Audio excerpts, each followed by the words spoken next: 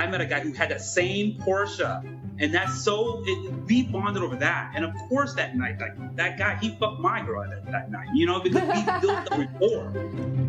Welcome to Normalizing Non-Monogamy, the podcast where we interview incredible people from across the entire spectrum of non-monogamy to hear their fascinating stories.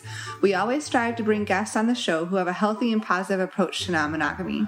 However, everyone approaches this a little differently, and at its core, our show is about hearing and learning from different experiences and approaches people have. With that in mind, it's important to remember that the views and opinions expressed by our guests do not necessarily represent those of our own. It's also important to remember that we aren't doctors or therapists and that we produce this show for entertainment purposes only. Please consult a medical professional for anything regarding your health that you might learn about on this show. We should also let you know that this podcast will hopefully include some explicit language. So, if that kind of thing offends you, you should probably keep listening until it no longer does. If you're under 18, we'd suggest finding a different show or gather up your parents and listen as a family. Enjoy! Welcome to episode 35. We are Finn and Emma, and today we have an interview with a single guy. His name is Angus. Well, at least he was single when we talked to him. That's true. That could have changed. It's been a couple months. Not a couple. Like a month. Okay. Or 3. You don't remember. No, it's been a bit. But we did talk to him recently via email. Everything is going great. He's super excited for this. We're super excited for this. Yeah, it's awesome just to be able to share this episode. One quick reminder. This wanted to just say, if you've been thinking like, oh man, I would want to share my story, but they wouldn't want to hear my story, you're wrong. We want to hear all y'all's story. All y'all's? Yeah, I'm pretending I'm from the southern states for a little bit. Oh, okay. It's good. It's a good strategy. Yeah, so if you're thinking about it, reach out. Everybody has something new and exciting to share, even if you think you're not unique, you are. So please reach out to us. That includes single people. That includes people in relationships. It includes everybody. Good, you covered people in relationships and single people. Good job. That's everybody. That's all of the people. One other quick thing I wanted to say. Oh, this discussion, we cover stuff ranging typically about like a cuckold and bull and hot wife dynamic.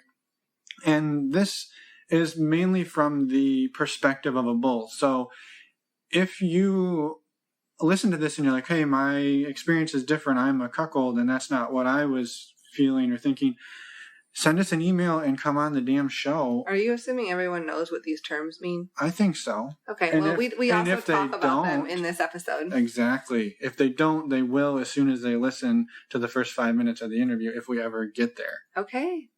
You're rambling. I know.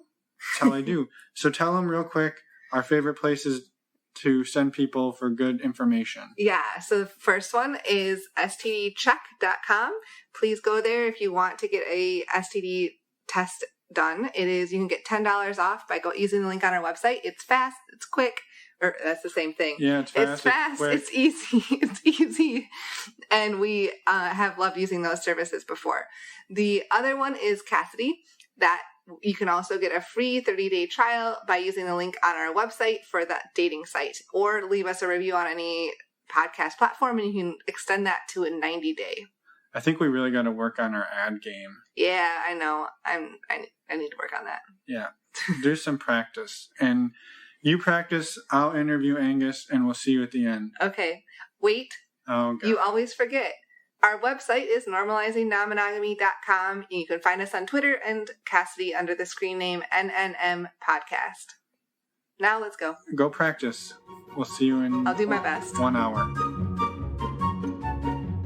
Yeah, because like honestly, like one of the things, the real reason why I wanted to reach out to you guys too is because, listening to some of these podcasts about the lifestyle obviously is very couple focused, which it makes perfect sense. But I just don't feel like there's a whole lot of people talking to the bulls, and there's a lot of us out there, Yeah, so that's one of the reasons we're really happy you reached out, is because, we have had some single people, we've had some single women reach out, some single guys on the poly lifestyle, but nobody that is, been on the bull side of it. So, do you mind talking a little bit about first of all, what that terminology means and what it means to you, and maybe if that's different than what it means to any of your friends in the lifestyle.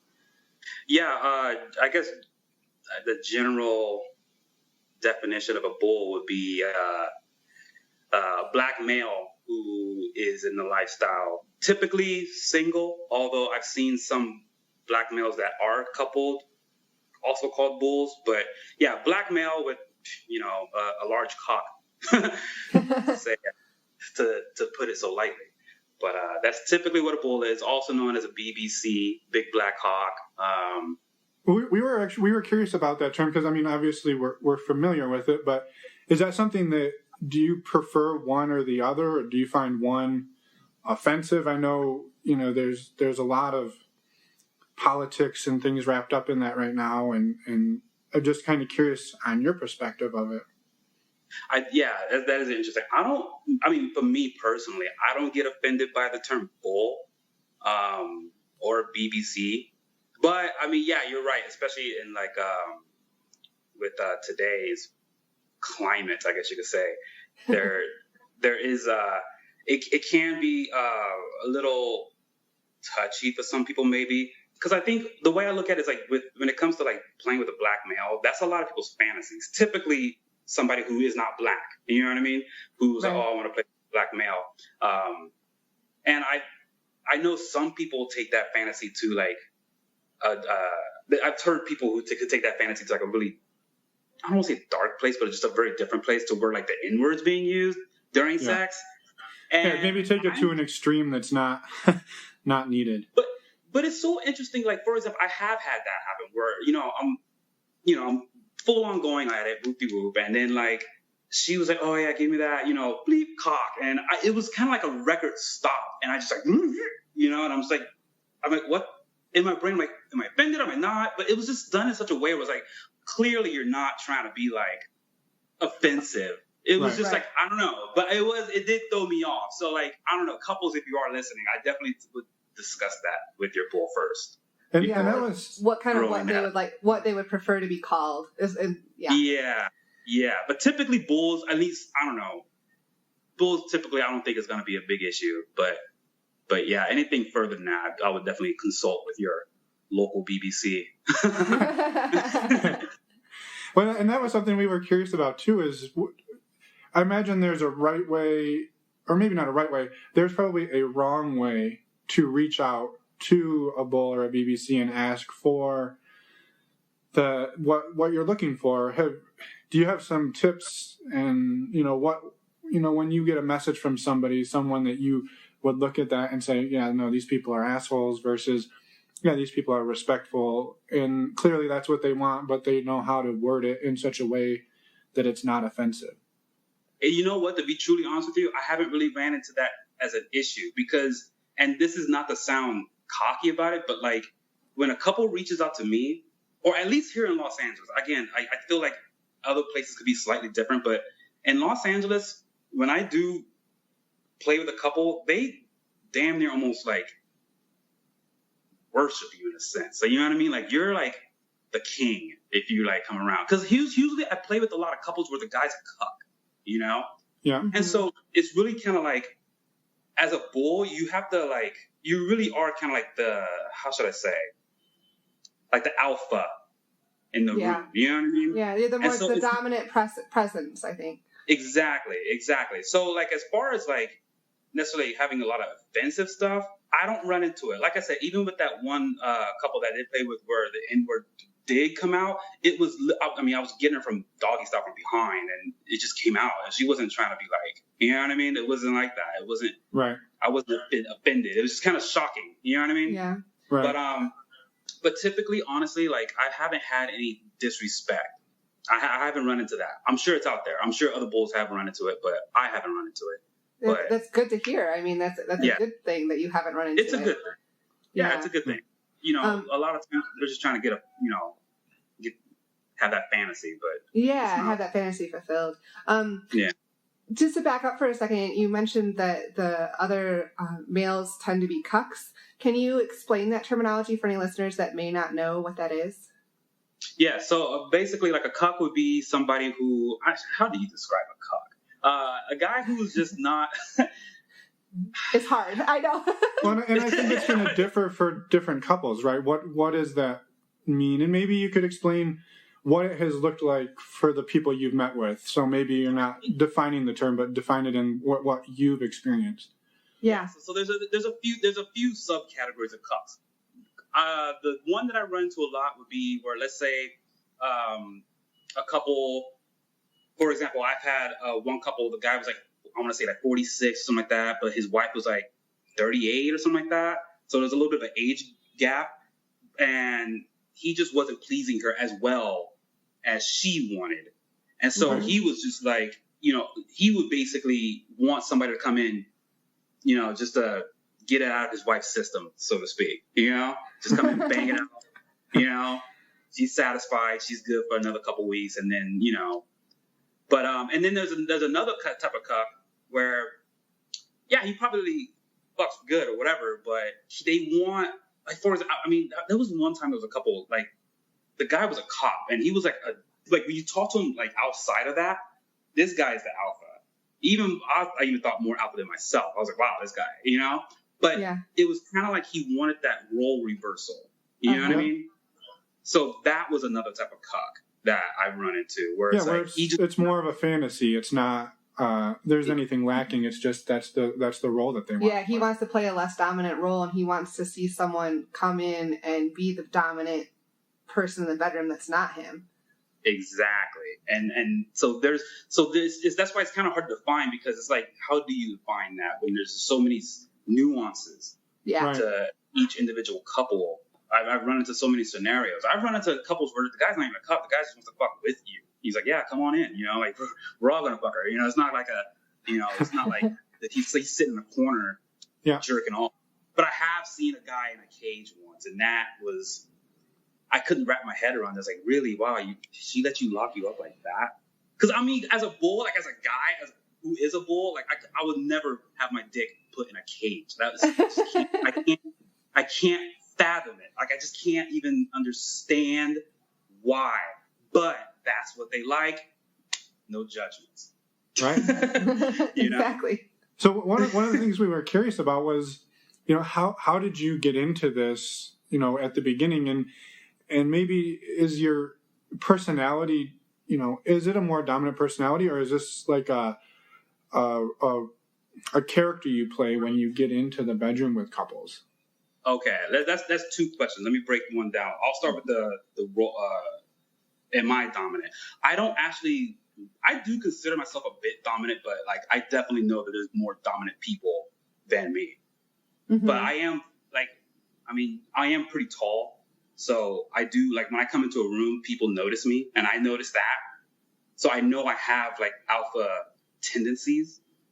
But but with that being said, it is kind of a role for me. Like I am playing a role, because typically, honestly, like my vanilla dating, I'm typically kind of known as a nice guy, But with that being said, when I am kind of participating in the lifestyle, I'm able to kind of act out another side where I am. Yeah. Like, honestly, like when I am walking, and we've all discussed everything. I'm going to meet this couple or a single lady or whoever, I walk in like I'm the shit, because I am, Yeah, it's like you have to have that confidence. Yeah, and they want that. That's what they want, So I go in and I am playing a role, but it is kind of like more like it's not who I am every day, I guess. So I was gonna say, you don't walk around the world thinking that you own all the bitches. Yeah, I do not walk around the world like that. But to answer your second question, how did I get into this? This is a little bit of not a long story, but an interesting story, I guess you could say. But I actually started out in the lifestyle. I've been in the lifestyle since 2005. Okay. And I guess for some context, do you mind an age range of how old you are? I'm 32. Okay. So I started kind of young. I was dating some girl in college. I started out as a couple, not as a bull, but I started as a couple. And the girl I was dating at the time, she, I guess, started to develop, or want to experiment with girls. She wasn't sure if she was bi or not. She wanted to kind of explore that. And, finding a single chick is, especially, and keep in mind, this is like 05, 06. At that time, this is like MySpace. There was no, nowadays you have, all these different websites and apps and stuff like that. It wasn't like that, which is interesting because I've seen how the lifestyle progressed from the time, how technology has entered the lifestyle and how it changed it. But back then, really finding like a single chick was just so difficult. At least I didn't know how to do it, and neither did she. So we would typically look for couples where the chick was also bi, and we would do like soft swaps or like girl on girl and stuff like that.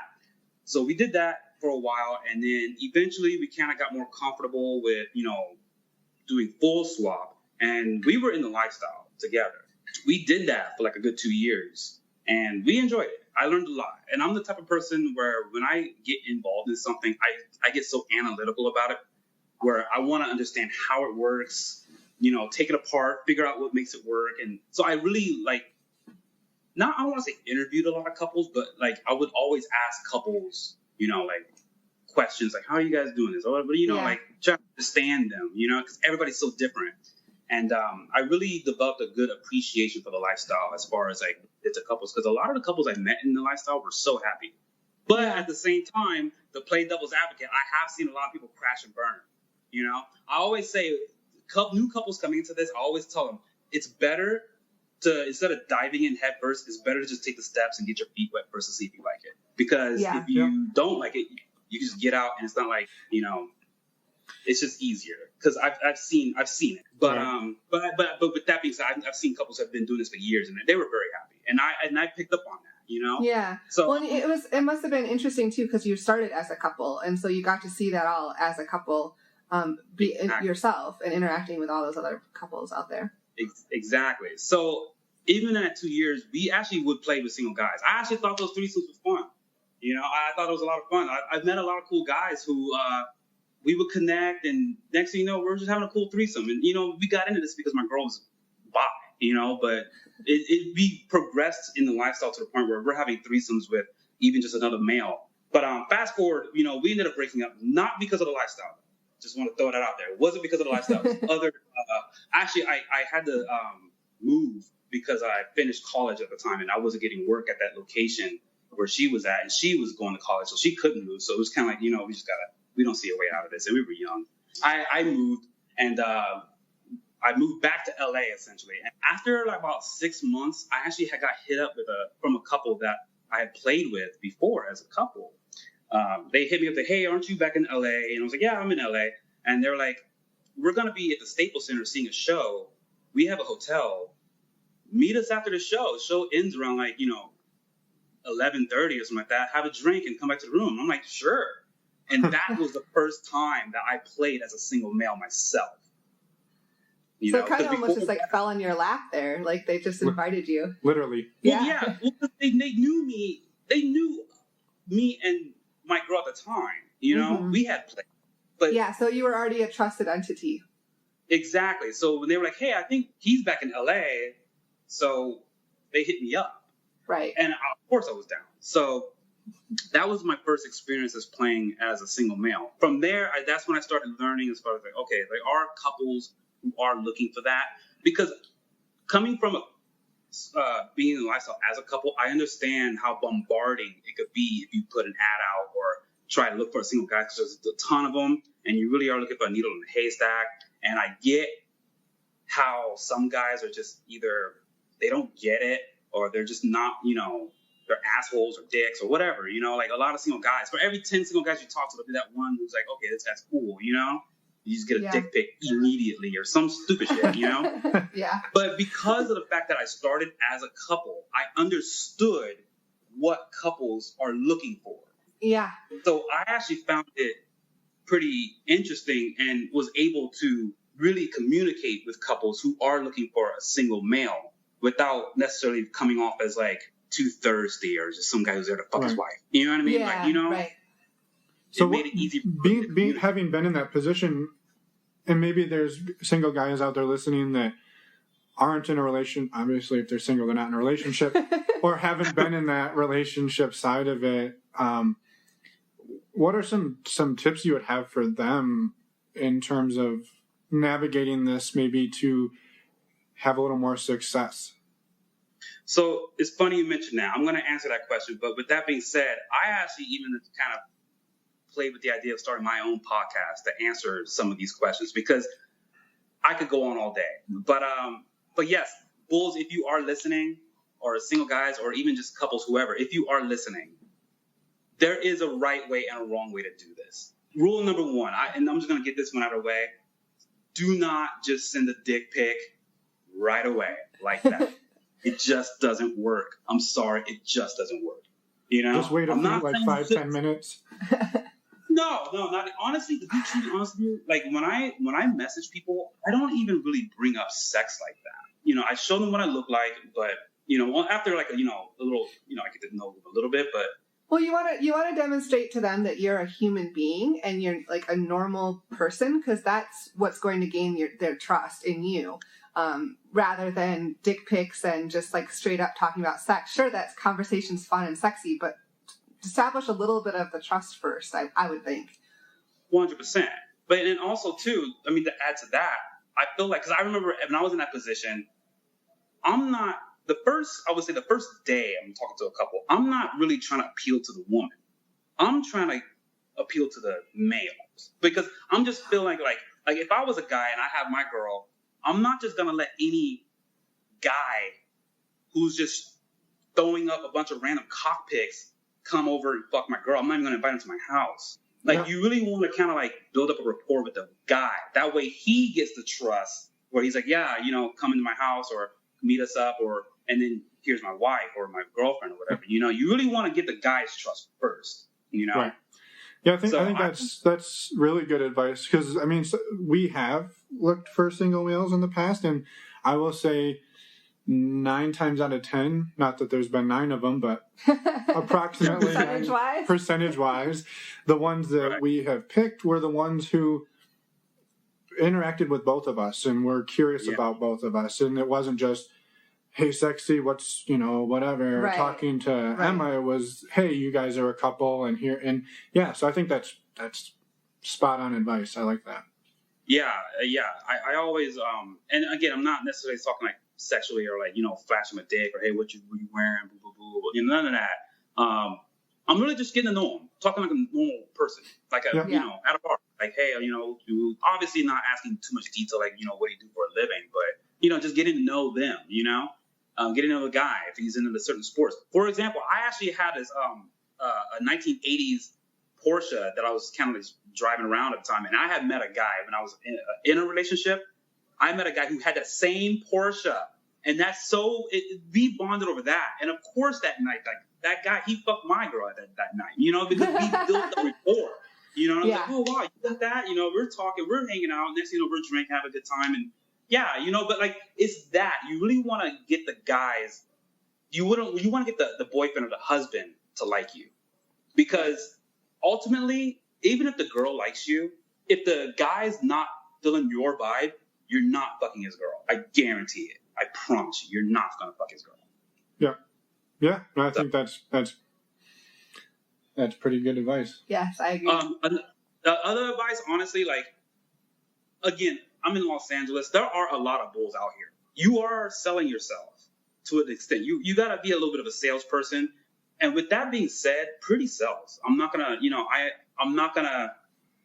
don't want to sugarcoat it, but at the same time, I don't want to judge people, because I understand that everybody comes in different body shapes and sizes and whatever. But I always tell people, or the few guys who I have kind of coached to get into it, I always tell them, like, you don't have to necessarily be a Ken doll, but you should put effort into your appearance and how you're perceived from people who see you. So you don't have to necessarily be like the skinniest guy, but I tell people, it's like, why not hit the gym a couple times? Because honestly, when I hit the gym, I fuck better anyways, because I get that testosterone pumping. So it's gonna help feel better. You feel better. But at the same time, like, I see guys who don't really put a lot of effort and they're struggling. And I'm like, well, there's you, but then there's this other prettier bull. Even there's so many guys, especially like, I mean, Craigslist is gone. Rest in peace, Craigslist, the good old days. But you know, if a couple puts an ad out, they're gonna get 100 emails in a couple hours. Like, how are you gonna stand out? Right. You know? Yeah. Yeah. You're gonna send a cock pic and be like, "What's up?" No, you gotta like really put effort. And I tell guys that even if you're on like Tinder, you gotta put effort in the messages. You gotta put effort in the way you look, how your pictures are. You gotta put effort in all that. Yeah. You don't, you know, like I said, you don't have to be a Ken doll, but you just put effort. I don't know. That's advice. And then don't let this become like a rabbit hole where, like, I've seen guys get carried away because, you know, some people are like, oh, I can't believe it. You know, like, I'm in an orgy, you know, and I see it hits that dopamine for some people so good where it's like they just can't, like, they're doing this every night. You know what I mean? I don't know. I've seen people go down like some serious rabbit holes. It's almost like they get addicted. But yeah. I it put almost like takes myself. over your life. Well, not only, yeah, it does, but to a point where I felt this myself a little bit, and I had to force myself to limit how often I'm really playing the lifestyle. I still, like, I will sometimes feel where it's like I feel more comfortable talking to couples or women in the lifestyle than I do outside of it. In other words, I still want to keep my vanilla chops up. Like, if I'm in a bar, I still want to be able to communicate with a single pretty lady, you know?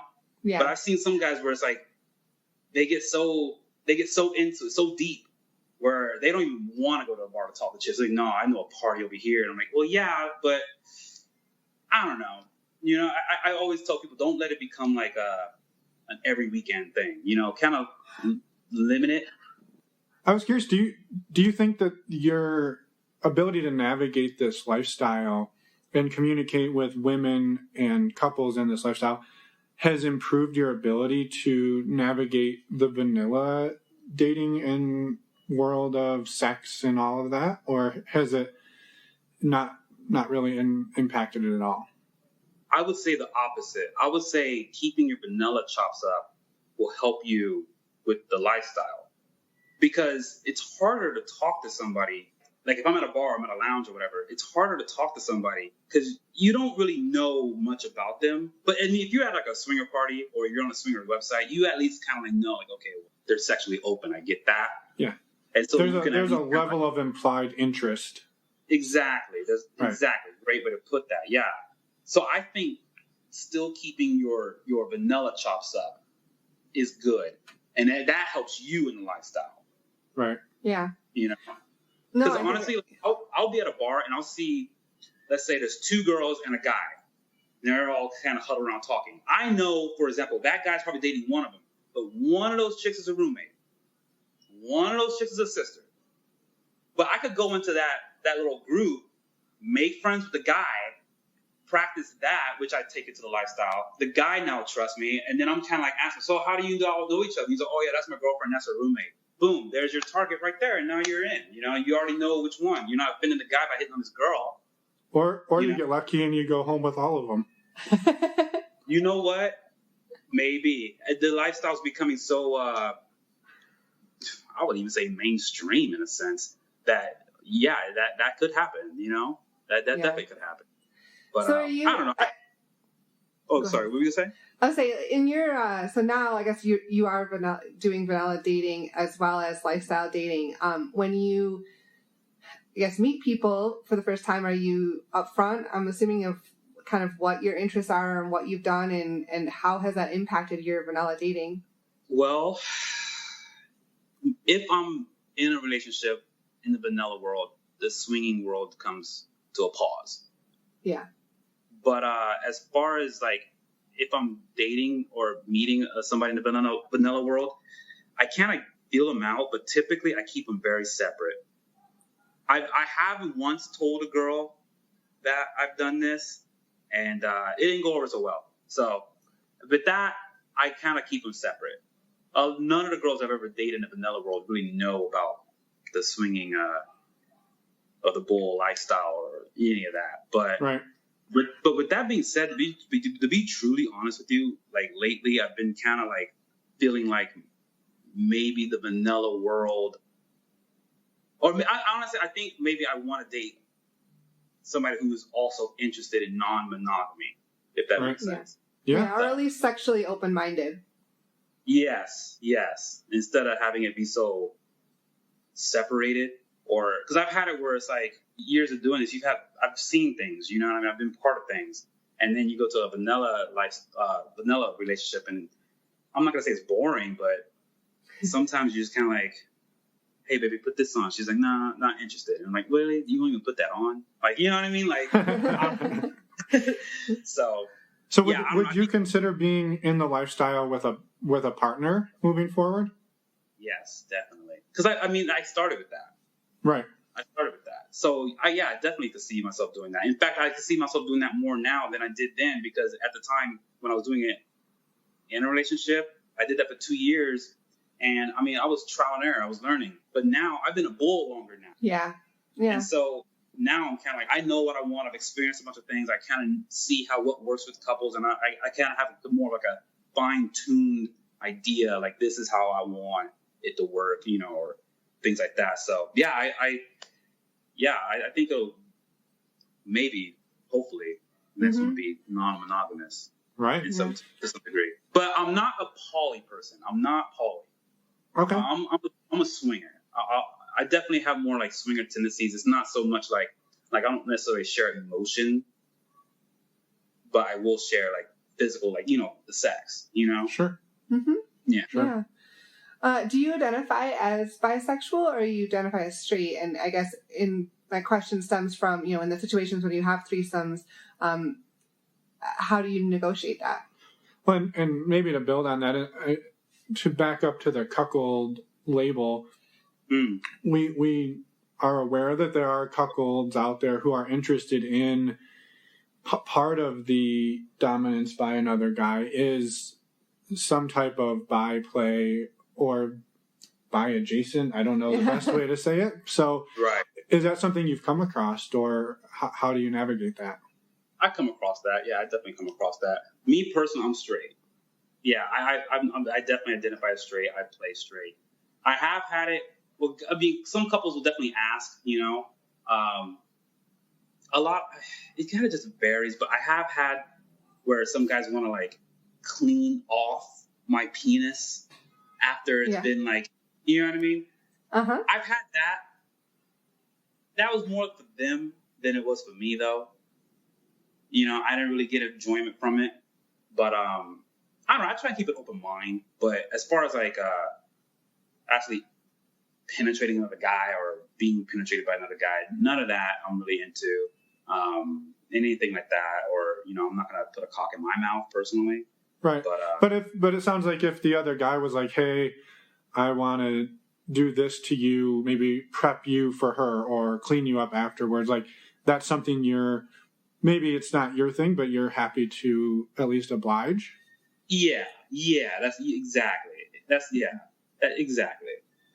Okay. And I do get asked that from time to time, but I think that's cool that that you're open-minded enough to at least let stuff like that happen. I know there's a lot of guys out there who would get mad and run out of the room if that kind of thing came up. So I think that's pretty cool. Yeah, I agree.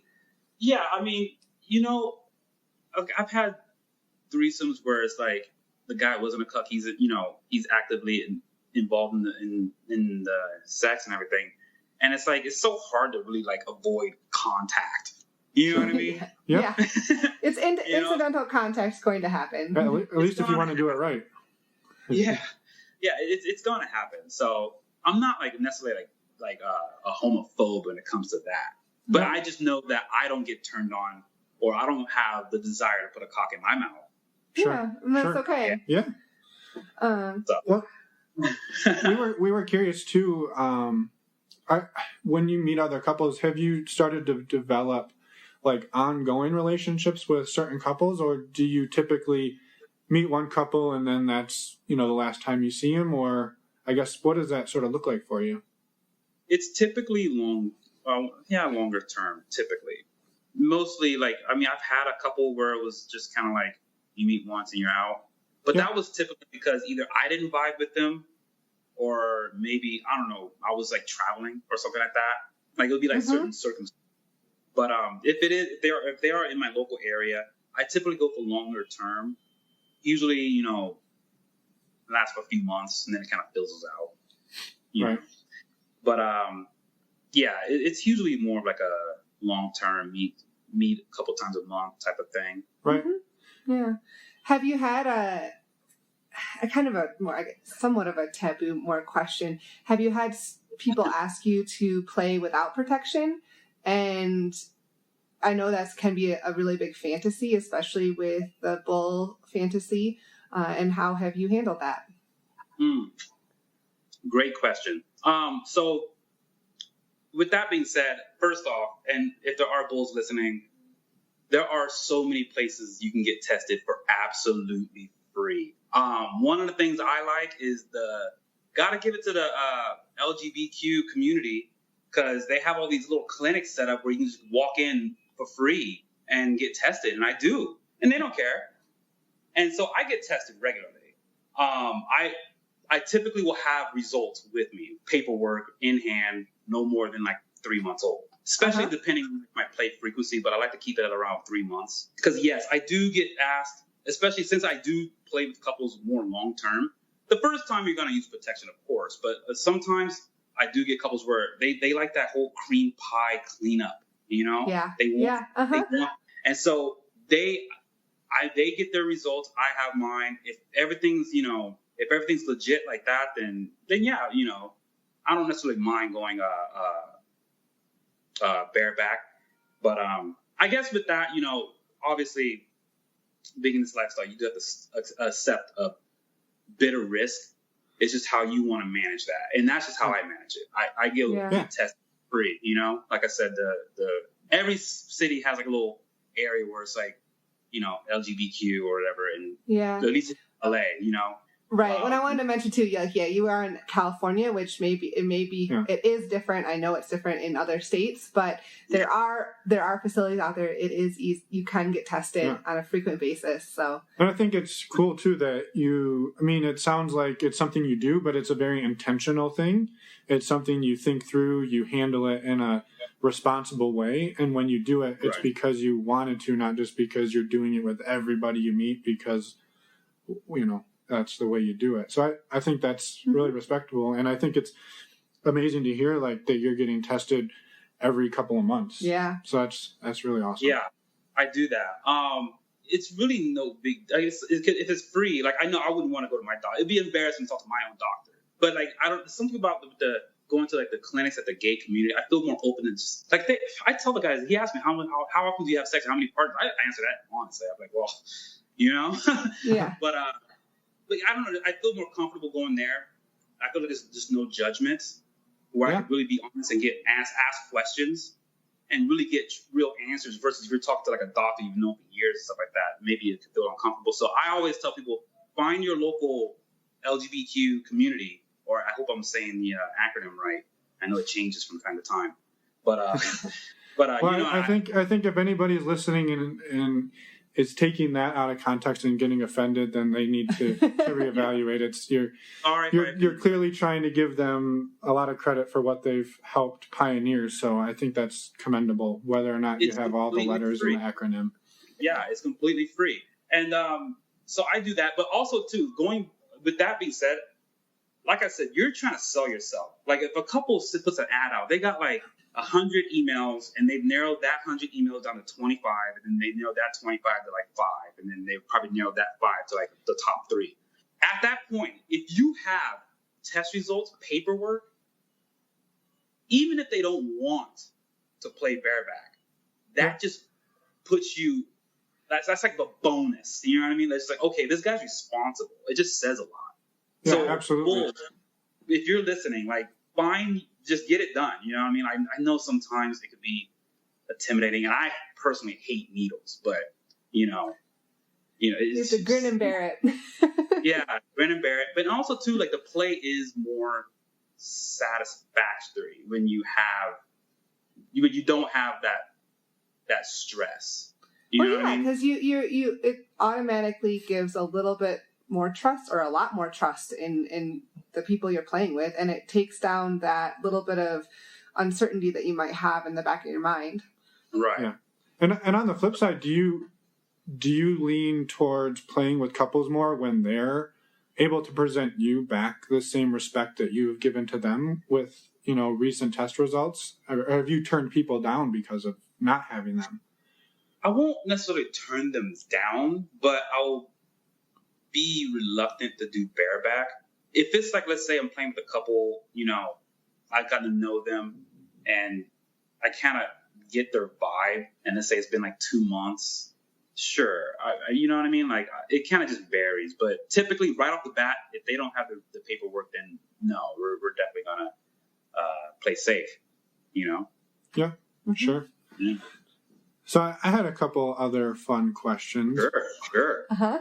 Some new ones we've been introducing, and then maybe some that are specific to your situation. So have you, in the past 10 years, maybe one of your top 1 or 2 favorite bloopers from the lifestyle? I think funny stories. It sort of helps people realize that everything doesn't go perfect all the time, and that it's still good fun to have. I do have a story. I have a funny story. There was this guy. That was early on. I was at this party. This is a house party, and there was this guy. It's so funny if he's listening to this, but he goes by the name Manaconda. Okay, look, this guy. This was, to this day, the biggest dick I have ever seen. To the point where he swung, not making this up, he swung it around like a rope, like a lasso. Like he would grip the base of his cock and swing it. And I'm like, what the fuck? So anyways, but the problem is though, he kind of had he was short and he was like a Flavor Flav type of looking guy. Like his main asset was his cock. That was his claim to fame. And he had this like bodyguard, not a bodyguard, but like a bouncer or whatever, like a groupie or whatever. I don't know. So anyways, I'm at this party. I couldn't get no play because this guy was fucking all the wives. All of them. All of them. I mean, it was, I damn near almost left. Manaconda's got them all. He had a line of girls. Literally, he was in this room. He had a bodyguard. His guy was manned the door. And he would just take them in like one by one, and I was like, I don't even believe what I'm seeing. Like I'm sitting there just having a cocktail. I'm like, okay, like this is happening, And yeah, needless to say, I didn't really. I mean, I had a little fun, but it wasn't like he was the main. He was the main attraction, clearly. Yeah. Manaconda. I couldn't even tell you how many inches or feet this thing. It was big. So along those same lines, have you come across, and I would imagine there's a lot of women listening that would say, yeah, no way, that shit's never getting near me. But I guess, have you ever been in the situation where the couple had this fantasy and then when they got into the situation, like it was too big or it wasn't what they were expecting? Maybe there was jealousy or it went awry. You mean, so like the guy was jealous of my cock? That or you got into the situation and the lady realized like that she wanted this, but it wouldn't fit and it was more painful than it was pleasurable.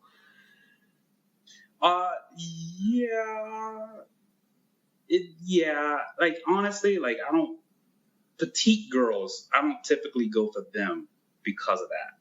Like if you're real small, kind of like a small, super skinny frame or whatever, not really my type. But we got some chicks out here in LA with some thick thighs and asses, and they're just looking for that. So, I mean, you know what I mean? There's, you just know which kind of girl's into this. You know, it's like, okay, she's not gonna. But then you see other girls, you're like, she's down. You know? There's some girls that can handle a cock, and then there's just some girls that can't.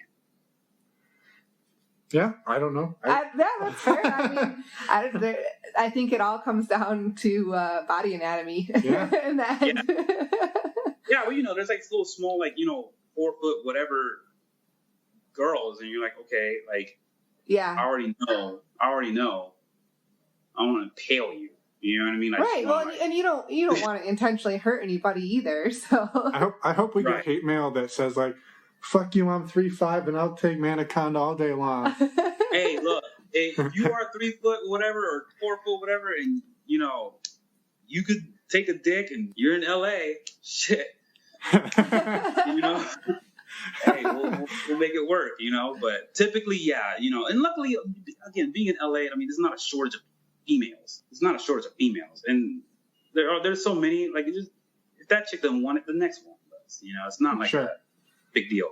But as far as like a guy getting jealous, no, actually, I've had guys go, holy shit, and wow. And honestly, I do not even think I'm that big of a cock. Like, I don't think I have that big of a cock, but I don't know. I'm no Manaconda, but I've had a girl even say she likes the weight of my cock, and I was like, that's a new one. That's a new one. That's a new one. Yeah, it's got a good weight. Do you list the weight on your profile? I do not list the weight. I don't even know how much it weighs.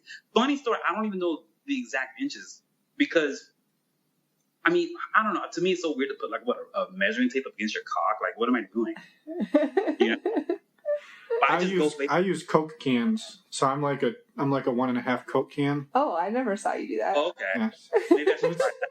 It's those little airplane size ones. The airplane, jeez. Oh, give yourself a little more credit.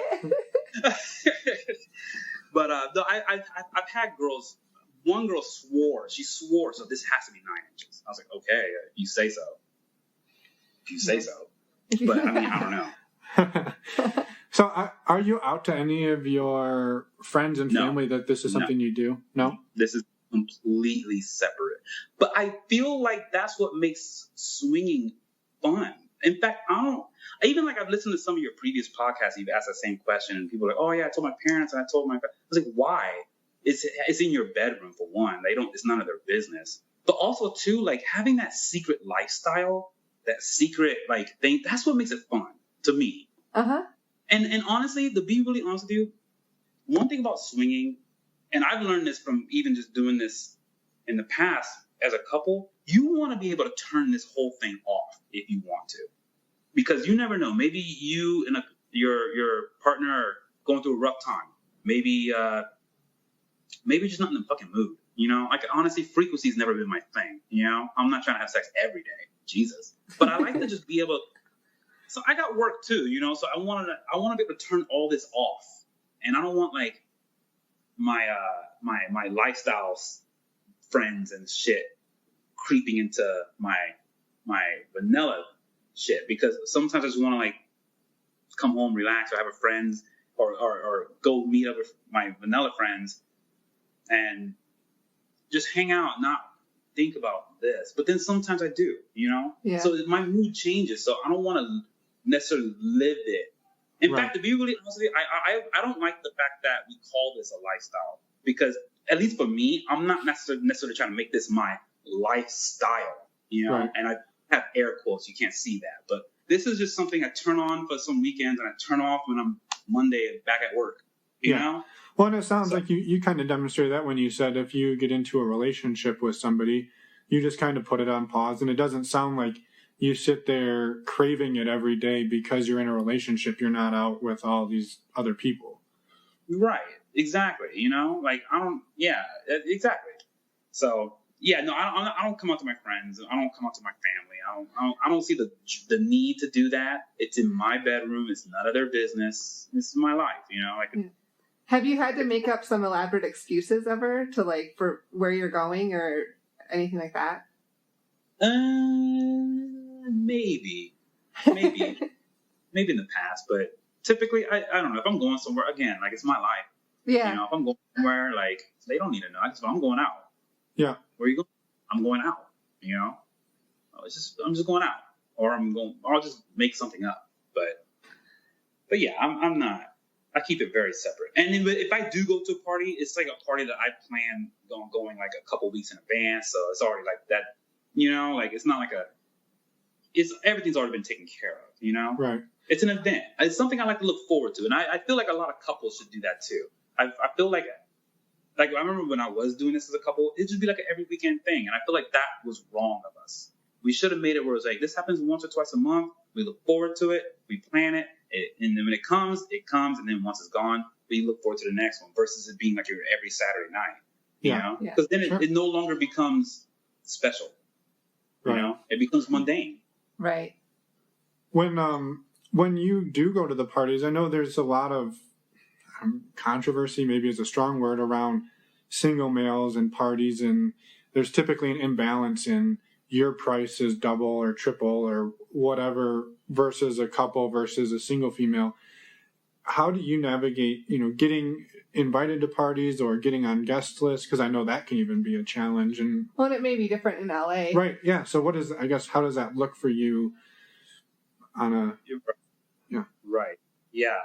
Going to first of all, I don't go to those parties. See, I feel like there's just a different set of parties, like a typical swinger party. Yeah, a guy would have to pay twice as much and all this other junk.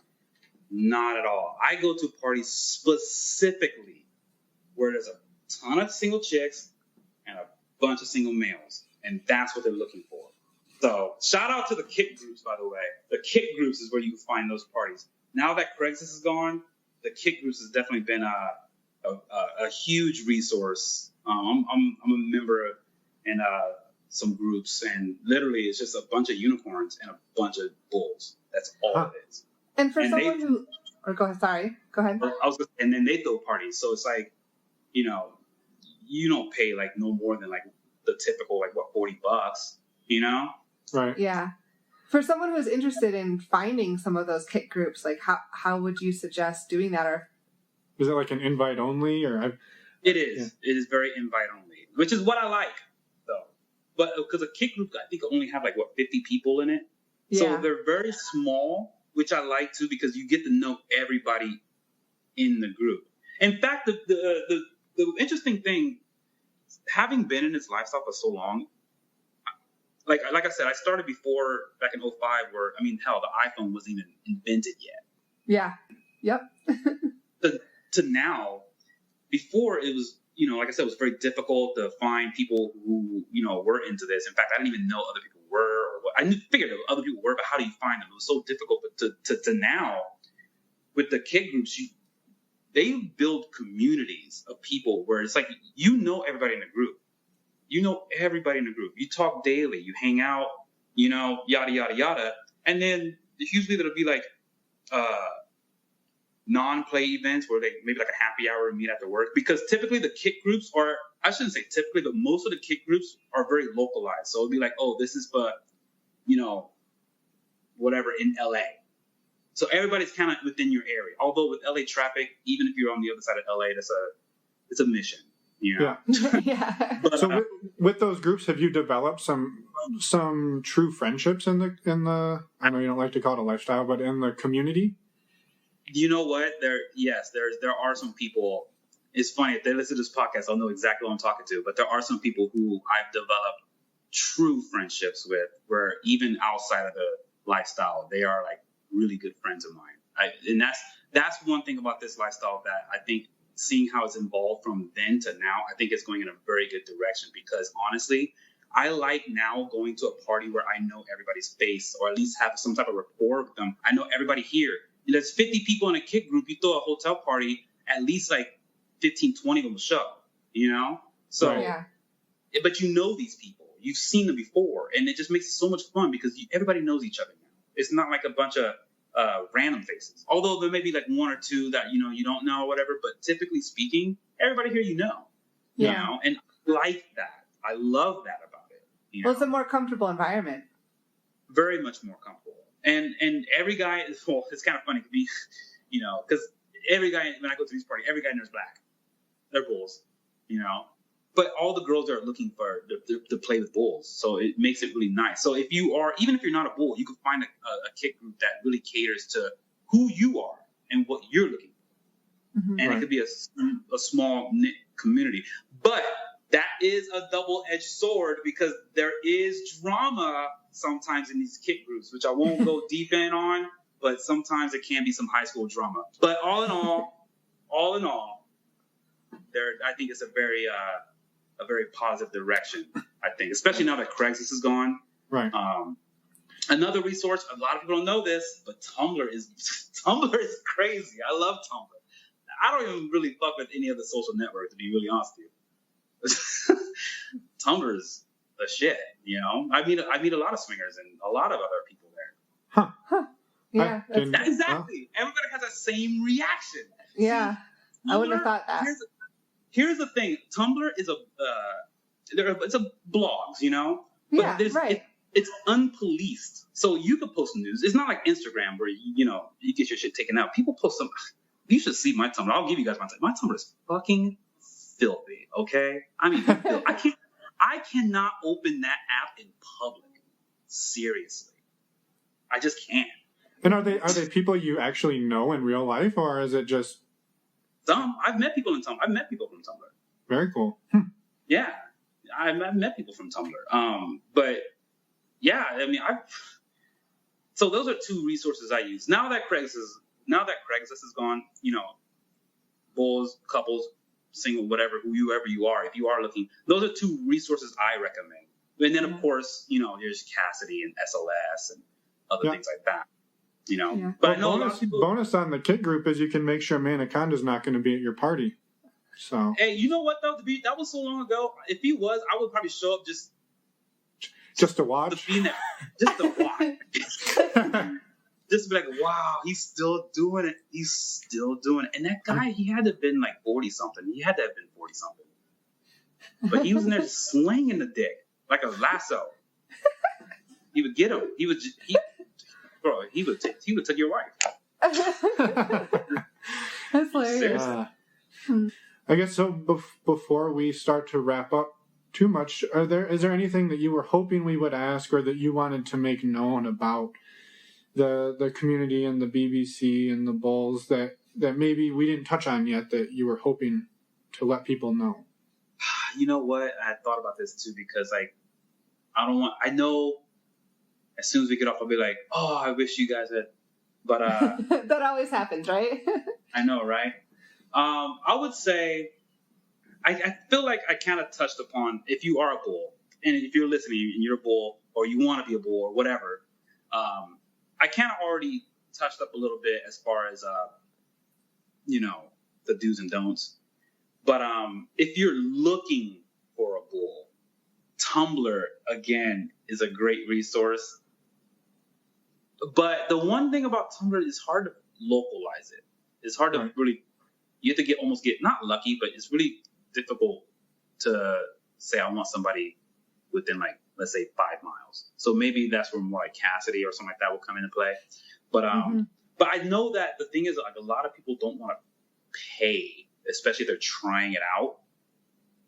But I know I think you guys have like a code and you like 60 days or something. Say, yeah, you can go and sign up on our link on our website for a free trial with Cassidy.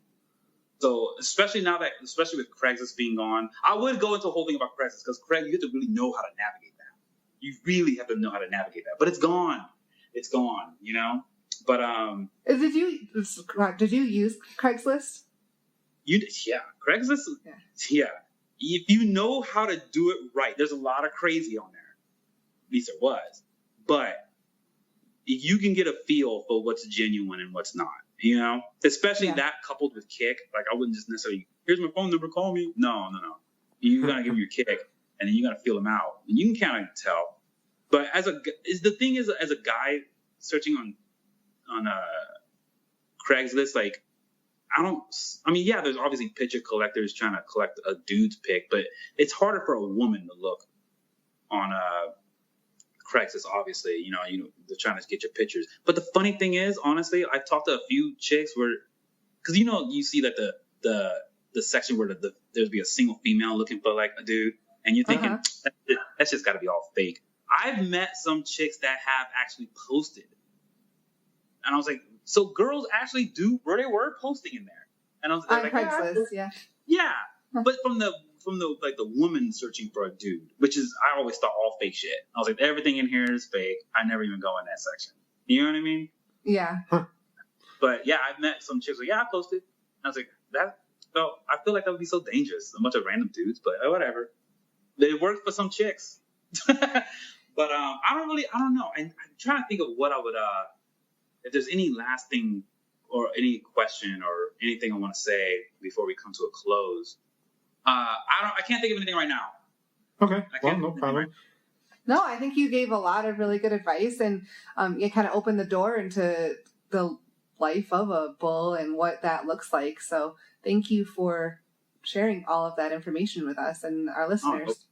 Thanks for having me. For real. I think it's, like I said before, I listen to a lot of podcasts and just a lot of resources in general. And I see a lot of, things that are talking to couples, to single females and yada, yada. But I never really see any resources for bulls, And it is different, I think. I think it's a very different subset of the lifestyle, because you're dealing with the different couples than just it's a different dynamic.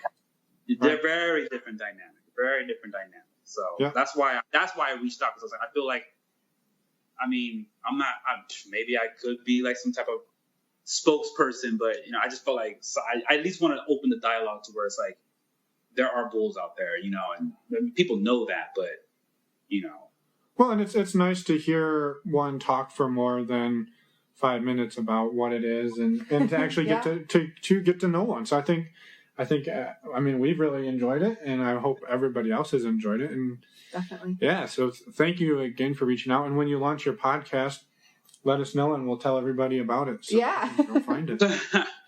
Yeah, who knows? Because I really thought about doing that. I was like, what if I did launch a podcast where it kind of was speaking to the bulls, or single, not just necessarily just catering to bulls only, but really kind of focusing on like maybe bulls and unicorns, or just the single people that are in this, Sure.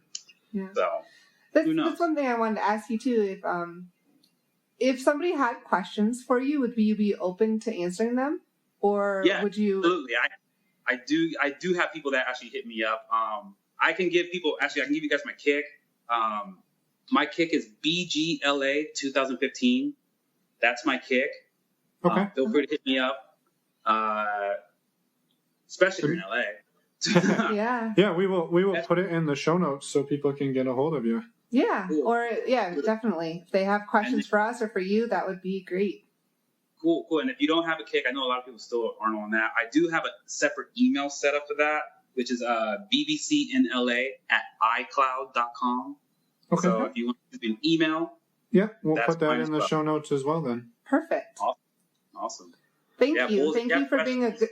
So thank you for being a great voice in the community as well. An ambassador. Yeah. Oh, an ambassador. Yeah, I appreciate it. Thank you. No, thank you, and we will stay in touch and have a great evening. You do the same. All right. Bye. Bye. How'd your practicing go? We'll find out next week. Yeah. Thank you to Angus and Manaconda for I forgot. for guest starring in our podcast this week. And also one quick note, some of the information, the contact information that Angus gave for himself has changed. We talked to him a few days ago and he asked us to update some of that information. So when you go to our show notes, if you want to get a hold of him, the information there will be correct. Yes, use that information, please. In the meantime, we will be back in 1 week with an interview with a New Zealander. A Kiwi. Okay, a Kiwi. I think that's the official term. And his name is Simon. He's the host of the A Slut podcast.